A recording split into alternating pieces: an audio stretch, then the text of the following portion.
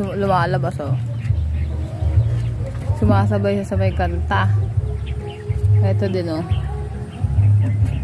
Partner sila. Ganda lang kulay, diba? Legit yung seller nito. Ayaw niya na daw kasing mag-alaga, kaya binebenta niya na.